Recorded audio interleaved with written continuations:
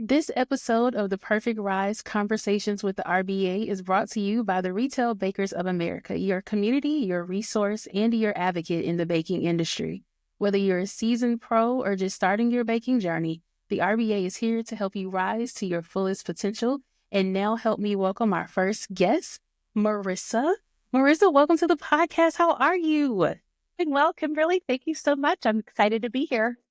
I cannot wait to get into this conversation with you so that we can let our listeners know what the RBA is all about. So I have a couple of questions for you. If that's okay, we can jump right in. Yes, All absolutely. right. So can you tell us what is the mission of the Retail Bakers of America and how does it serve the baking community? The Retail Bakers of America are really here for community. We are here to bring bakers together, to provide them with education and resources to thrive in the industry. That's what we're all Love. about. Yes, I love it.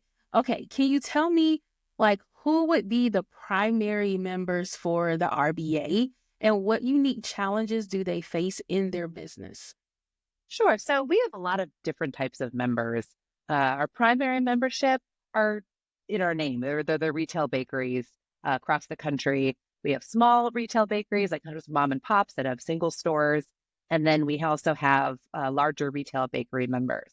That being said, we also have students in our membership, culinary schools, allied suppliers, and also independent bakers as well. So we have a pretty broad range of membership. If you are in the baking community that touches retail in any way, shape, or form, like really, we have resources for you. So and about challenges that are facing those bakers, it really depends on where you are in the industry and when you are in your career. So again, we offer resources to bakers that are just starting. So if you're a student, some of those challenges might be finding a network, finding support. And we have that for that subset of our community. If you're a bakery owner, it might be finding new hires or ingredient costs and things like that. And again, we have a network to support you in that. With schools, they have their own, set of needs, and our allied suppliers as well. So wherever you are in membership, there are unique challenges in the industry. But then also we have a unique set of resources for those folks as well. Lovely. Woo. The RBA is covering all of the people in the baking industry. So if someone is listening to this and they are thinking about becoming a member, what would a benefit of the RBA be? So what would people gain being a part of the organization? The number one benefit of the RBA is this community you gain. I think it's really easy especially as a retail owner of a shop, to become sort of this little island and to be really isolated in your business. And with the RBA, you are able to connect to other people that understand your experience and also the unique aspects of your business. So what you gain is this, of course, we have education and certification, all these other elements to your membership with RBA, but you also gain this network of really well-informed, really successful business people, suppliers, things like that. So it's an incredible community support. We have something in RBA called RBA Connect, and it's our forum. So members can post on that forum and get great responses to their questions about all sorts of things. We just had someone post about, sheet pans and fixing up their sheet pans and what's the process and what do you do? Like, do you send them out to get them recoded? We get great responses to that, or formulas. There's a formula library, but also our members might have their own formulas that they're so willing and generously share with people that ask their questions. So number one benefit of RBA is this amazing community that comes with being a part of an association. I love it. Okay, so here's a question for people who may not know how long the RBA has been around. Can you tell us how the RBA has evolved over the years to stay relevant within the baking industry? Yeah, so the RBA has been around for over 100 years. And so there's been a long longstanding presence in the industry. I think what has happened is what retail bakeries look like has evolved over time. There are non-traditional business models now, especially with e-commerce, that may not have existed even, 15 years ago, especially with the onset of COVID and things going online. E-commerce has blown up in the baking industry, and having that online presence, whether it's ordering online and having delivery, whether it's using a third party system of some sort to get your product out there. These are all things that have changed in the industry.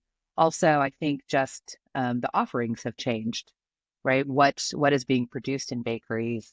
Even 50 years ago, the variety of products being sold in the United States is not what it is today. There's a lot more international influence in American baked goods, and also the products being used, the ingredients being used are much more diverse than they were, with different grain varieties, different types of flours. All of that has expanded and really diversified the baking industry in a way that it's really exciting to see. Agreed. Lovely. Okay, so let's talk about like membership involvement, right? So if someone wants to join the RBA, once they're inside, let's kind of pull back the veil and let them know what's happening in there. So what are some ways that bakers, educators, or suppliers can get involved with the RBA? So I mentioned before RBA Connect. That's a really easy way to get involved, get your voice out there, get your questions answered. The second is our events. So if you go to the RBA website, there's a tab that's events and education, and you go and you can check out all of our webinars. We have tons of resources there. We have webinars happening a couple times a month that I recommend everyone check out. And there's a lot of different topics. A lot of them are the business of baking, so different challenges our bakers might face in terms of like succession planning, hiring. We have one coming up about the seasonality of bakeries. So these are the type of topics we're addressing in our webinars. And all of our members either can access those for free or at a discount versus non-members. And some are member exclusive events as well. On that events tab, there's also in-person events that people can attend. We are a national organization, so we do our best to jump around geographically from East to West Coast and have events periodically throughout the year. One of my favorite types of events that we do are the RBA roadshows, which are a day of education and also bakery tours. So we all jump on a bus in a certain city and we visit a bunch of bakeries. And it's a great way for members to get to know each other on the bus and also to see businesses in action. So those are a couple ways people can get involved. And also I would mention the trade shows. So RBA gets involved with lots of different trade shows, IBIE being the biggest one that happens every 3 years in Las Vegas. The one coming up is 2025 in September. So this year coming up. And our members get access and discounts to those trade shows. Nice. Whew. If I wasn't already here, I would be joining right now. It's a lot of great things. It is. It's so many things. And I'm so glad we're having this conversation so people can know what exactly is being offered at the RBA, which could probably change the life of their business if they became a member. So I'm loving this conversation. Let's keep it rolling. Can you tell us, I guess, something that you would consider a success story or a highlight that is bringing value to people who are members of the RBA? Absolutely. One of my favorite stories of success in the RBA is within certification, actually. We have 3 different levels of baking certification. We have certified journey bakers, and they're those just starting out in their craft, certified bakers that have 4+ years experience, and then certified master bakers that are 10+ years. And sometimes we see people go through this full process from certified journey baker to certified baker to certified master baker. And then at the end of that journey, which you might think was the end, right? I mean, a certified master baker, you've achieved the thing. And my favorite part of the RBA is how involved our certified master bakers are. So a lot of them will turn around and then become judges and train to become judges within the RBA. and then mentor the community. So we have a couple incredible lead judges right now with the RBA, Leanne Adams, Heather Moore, and Heidi Hedeker. They're all CMBs that have now become lead judges. And the way that they get involved with those training for their certification is incredible. They develop these real personal connections with people that are wanting to achieve this level of their craft. And I think that is, to me, that is an incredible success, that we have people go through this process of training and that feel compelled to then stay within the community and continue to teach. So when we go to these certifications, it's almost like a reunion, right? When the judges get together, because sometimes they've met at exams.